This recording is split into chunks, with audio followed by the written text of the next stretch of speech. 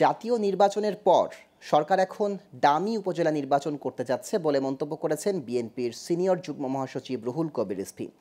তিনি বলেন, উপজেলা নির্বাচনে মন্ত্রী এমপির আত্মীয়দের কাছে জিম্মি হয়ে পড়েছে স্থানীয় জনগণ।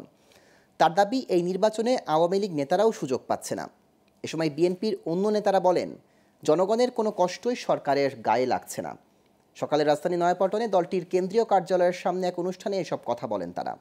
বিস্তারিত জানাচ্ছেন আঞ্জাম খালেক।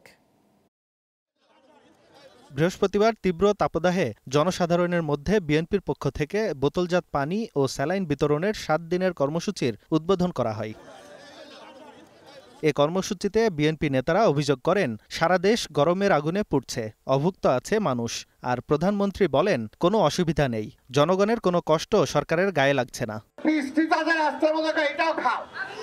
খাইতে খাইতে অবস্থা, রাস্তা নাই, ঘাট নাই, আজকে গাছ নাই, গাছ খায় ফলাইছে। দ্রব্যমূল্যের ঊর্ধ্বগতির কারণে দুর্বিষহ জীবনযাপন করছে। তীব্র তাপদাহে আজকে জনজীবন বিপর্যস্ত হয়ে গেছে সারা বাংলাদেশে।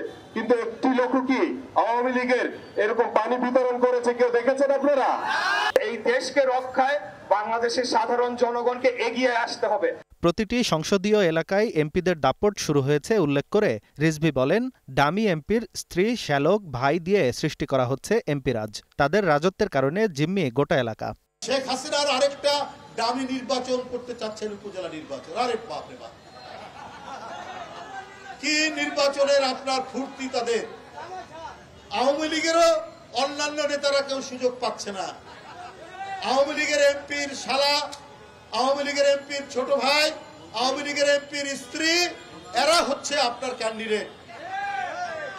আওয়ামী লীগে তার সাধারণ মানুষ কেউ যায় না।